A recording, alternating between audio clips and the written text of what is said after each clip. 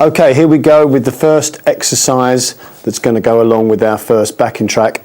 And it's a very, very simple two-handed tapping arpeggio, an arpeggio being the notes of a chord spelled out. Now this is, you would have heard Eddie Van Halen, and lots of people do this technique, and Eddie Van Halen was the first one to do it, as we know. And even if he wasn't, it doesn't matter, because he did it extremely well. So we've got a little chord progression that we're going to play, and we're going to spell out the notes of this chord progression with this tapping idea. So let me first of all show you exactly what it is. And the first arpeggio is going to be E minor, and the notes that we're going to use are E, G, and B.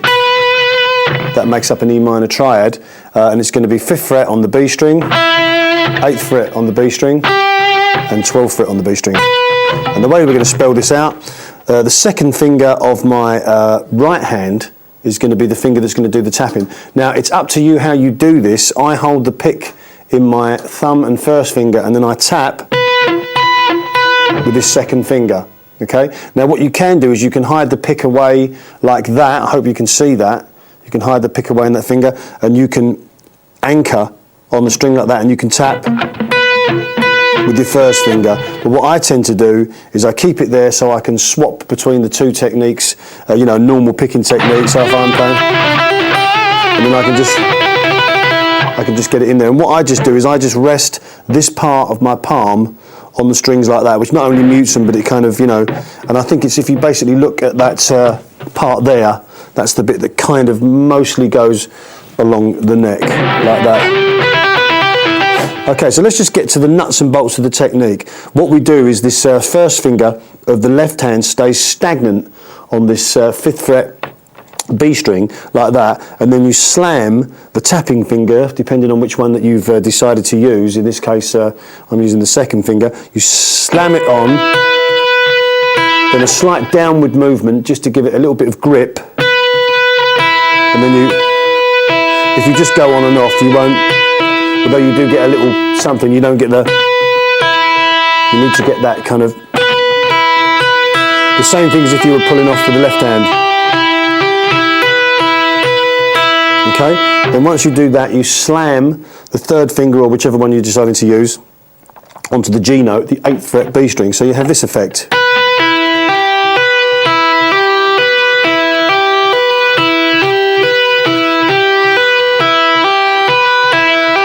Okay, now it's 3 notes, and it's generally known as triplets, which is counted as like this: 1 and 2 and 3 and 4 and.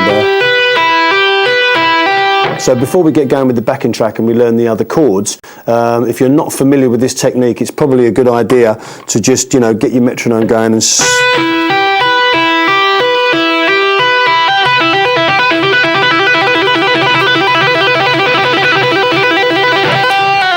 Just try and build that up. Okay, so let's get on with the chords. What we're going to do is we're going to do a bar of each chord, and I'll show you what the chords are and obviously where the notes are. So the first one is E minor.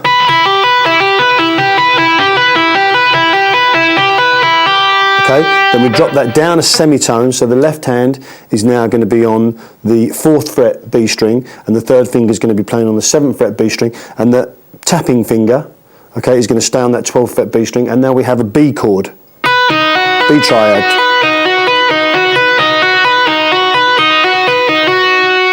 Okay, now we cross a string, and the first finger is now on the 4th fret G string, and I'm going to use my pinky to go up onto the 7th fret on the G string, and then tapping finger is going to be on the 12th fret G string, and then we have the same idea.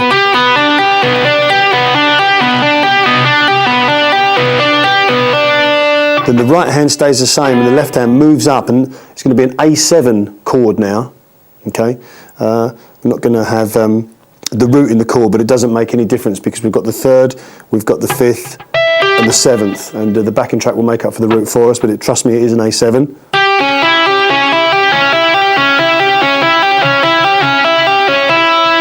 Okay, then the left hand is going to move down so that the little finger still stays on that 9th fret G string. Okay, the first finger is now on the 5th fret on the G string, and the tapping finger remains on the 12th fret G string, and we have a C triad now.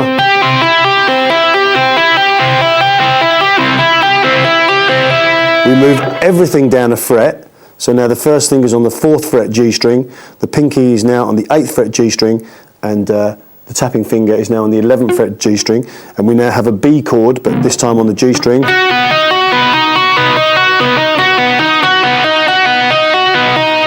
And then we move back to play the original arpeggio that we played.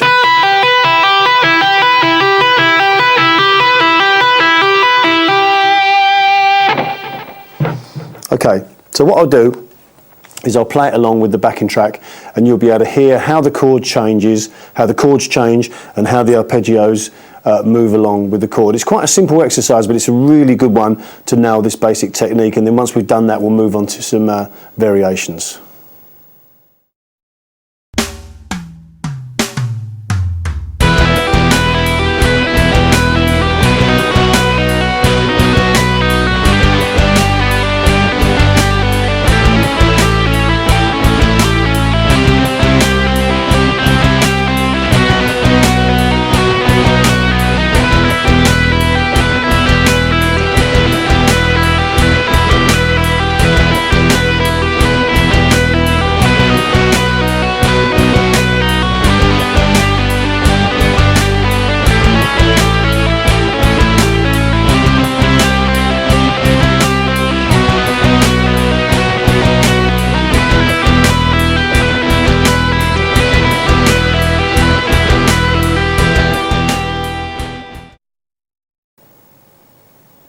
Okay, so you noticed me doing that technique there around all the chords.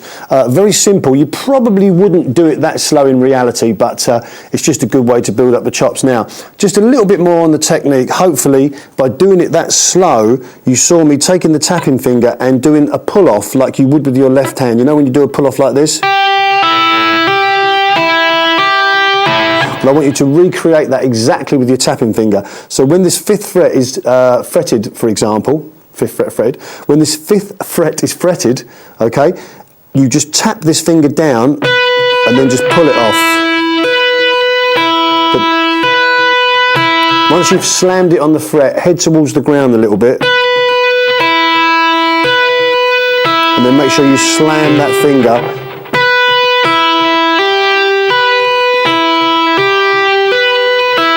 Because if you just push this on and off, you will get something, but this will help you with the timing, and it will definitely help with the sound. Okay, so once we've got that basic technique, what we want to do is just kind of take it up a gear. Before we move on to the next variation, we want to take it up a gear in terms of speed, and what we're going to do is we're going to double it. So what we've been having is 3 notes per note, 1 and 2 and what we're going to do is have a thing called semi-quaver triplets now, which is 6 notes per beat. So it'd be 1, 2, 3, 4, 5, 6, 1, 2, 3, 4, 5, 6, 1, 2, 3, 4, 5, 6, 1, 2, 3, 4, 5, 6, 1, 2, 3, 4, 5, 6.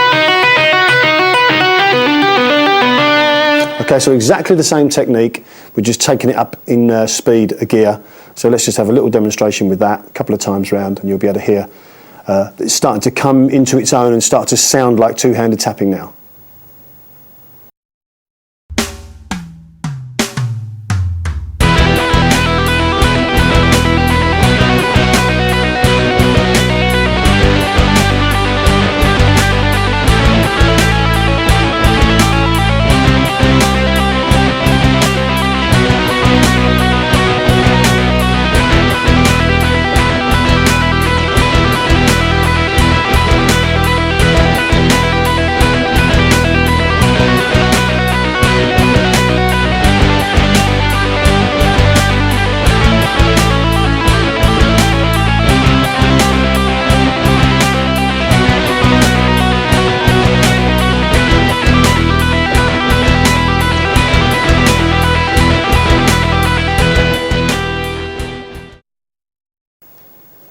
Okay, so basically what you saw me do there was exactly the same thing, but instead of playing 3 notes per beat, I played 6 notes per beat, and hopefully it started to sound a little bit more like the sort of the basic two-handed tapping sound that we all know and love. Okay, so we're going to keep working with this backing track a bit longer, and I'm going to show you some nice variations. Now, the first one is a very, very basic one, and it's I'm not going to spend too much time on it. It's just the opposite of the one that we've learned. So the one that we've learned goes... And the one that we're going to learn now just starts with the tapping hand.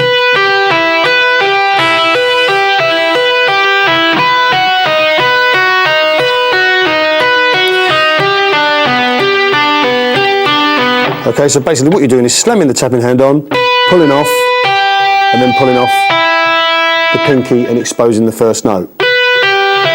Okay, now I'm not going to bore you by doing both speeds. I'll just do a quick demonstration using the faster speed. So this is going to be 6 notes per beat. But as I say, if you're unfamiliar with the technique, start with the slow 1, 2, 3, 4, and then build up to the...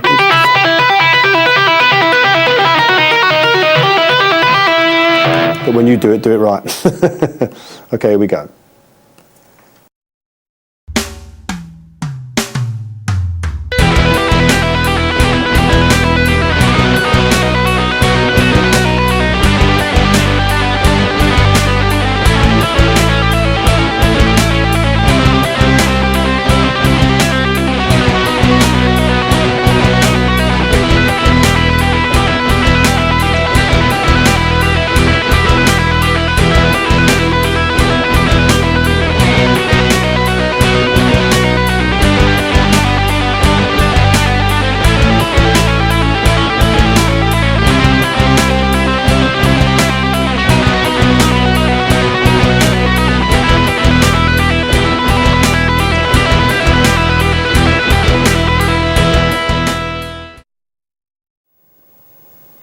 Okay, so we've learned 2 variations there. We've learned our tapping this way and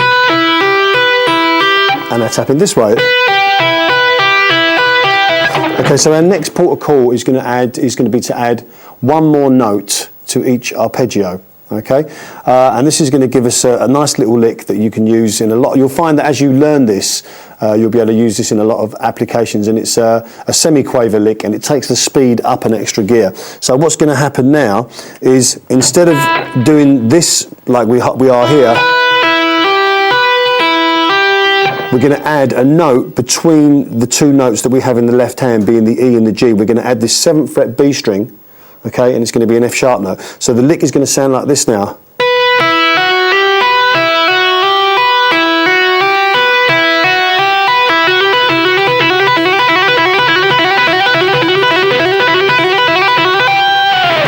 Okay, that's going to be our first arpeggio, and we're going to basically add an extra note to every arpeggio, which is going to take our tapping thing up a gear. So here we go.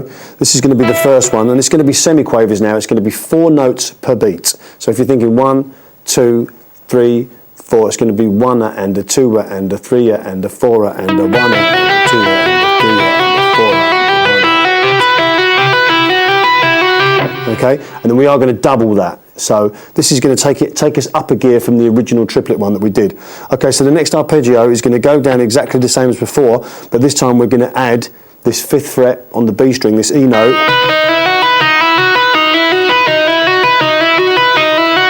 We're going to move across and play the G arpeggio, and the note that we're going to add is going to be C at the 5th fret G string.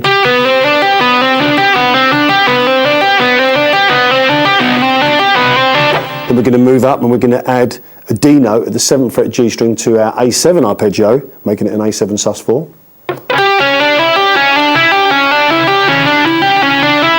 Okay, then we're going to move down and we're going to add this D note also to our C triad. So it's not going to be a triad anymore, it's going to be like a C kind of add 9.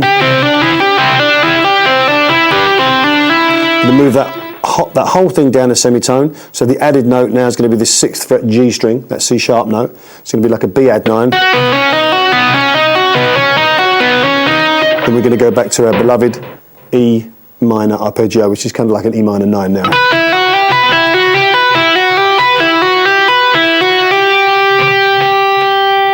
Okay, so I'm going to give you a little demonstration of the slower of the 2 and then a demonstration on the faster.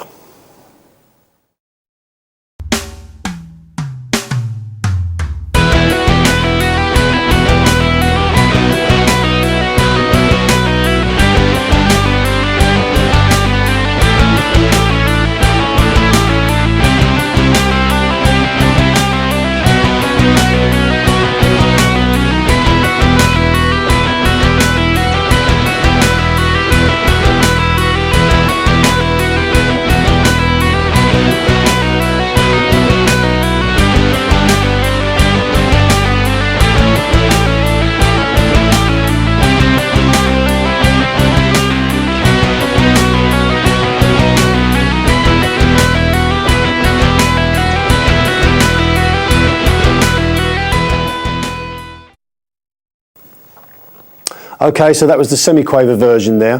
Now I'm going to move up a gear and I'm going to play twice as many notes in this version as the one I just played. As you remember, with the triplet version we started off with 3 notes a beat, then we moved up to 6. On this one we started with 4 notes per beat, and now it's going to be 8. So what's going to happen is it's going to be exactly the same exercise, but it's just going to go twice the speed. So it's going to be 1, 2, 3, 4.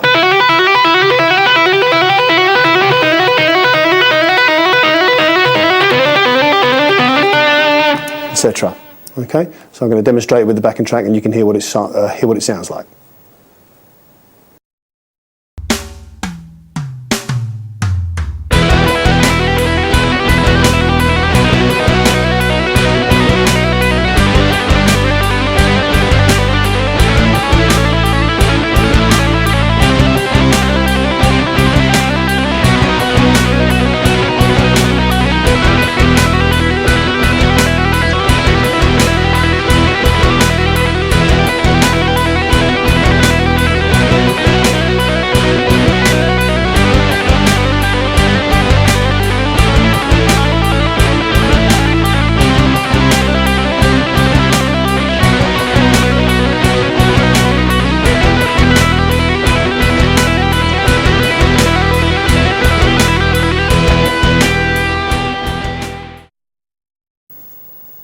Okay, hopefully that's starting to sound like some, quite fast, fluid tapping licks, and already we've sort of evolved to quite a high position on the tapping ladder in terms of sounding, quite fluid and quite technical, and also sounding really nice. So we're going to do the other variation now.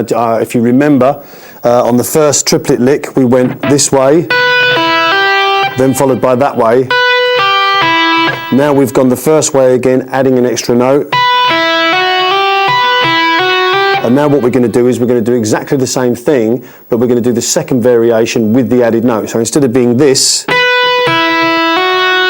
we're going to start with the tapping hand and go down.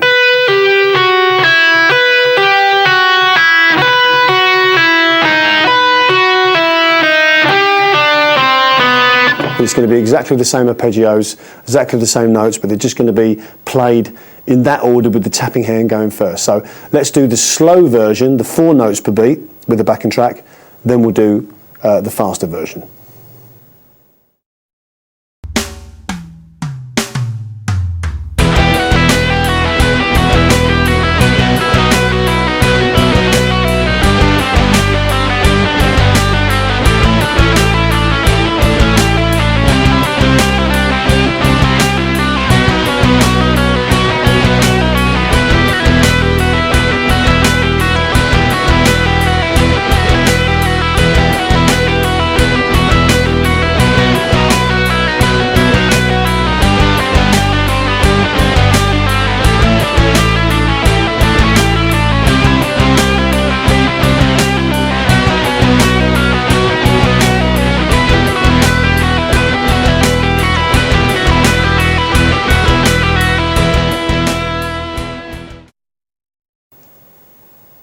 Okay, that was the slow version. Now we're going to do 8 notes per beat. So it's going to be 2, 3, 4.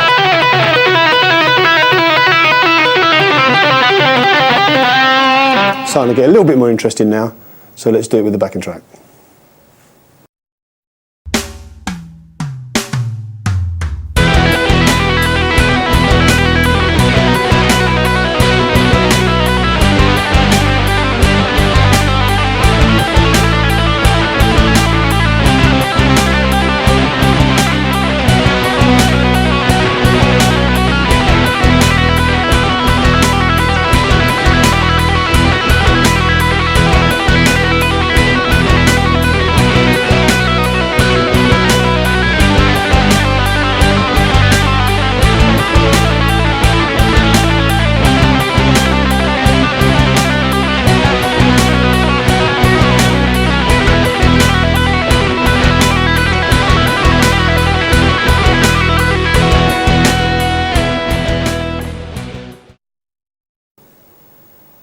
Okay, so there we had the faster version, just a nice pull-off lick.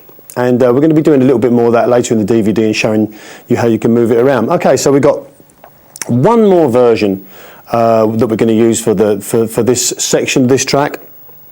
And that's going to be a combination of the two that we've just done. So what we're going to do is we're going to go up like this and then down.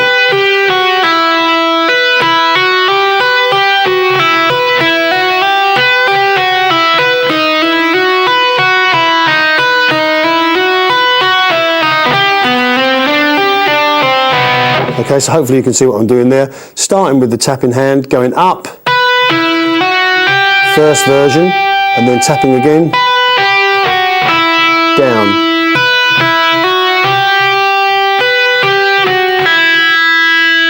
Okay, let's do this with the backing track and then we'll discuss it a little bit more. I'm going to do the slow version first, fast version second.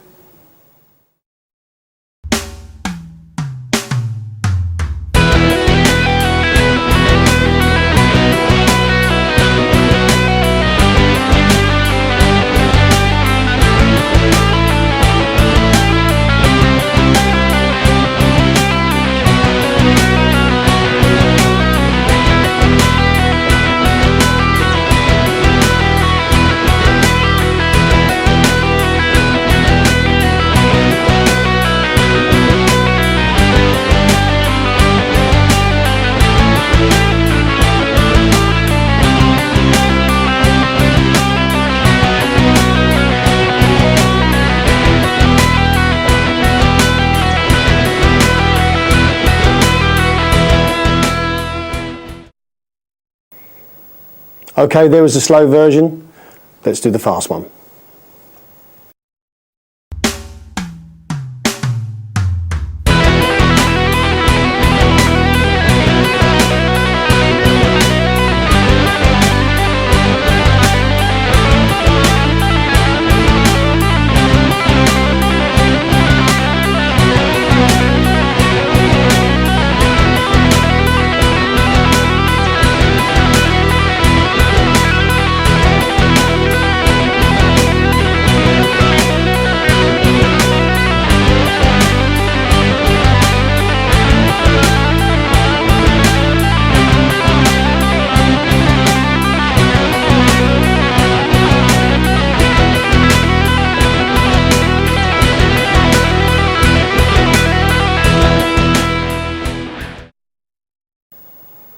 Okay, now believe it or not, those variations that you've got and those licks that you've got there, they can carry you a real long way on the old tapping scene, even if you didn't learn another thing. So before you learn any of the other stuff, make sure that you nail those versions that you've got there, the basic ones right through to the difficult ones at the end, because you can really get a lot out of that stuff. So that concludes all the exercises for track 1.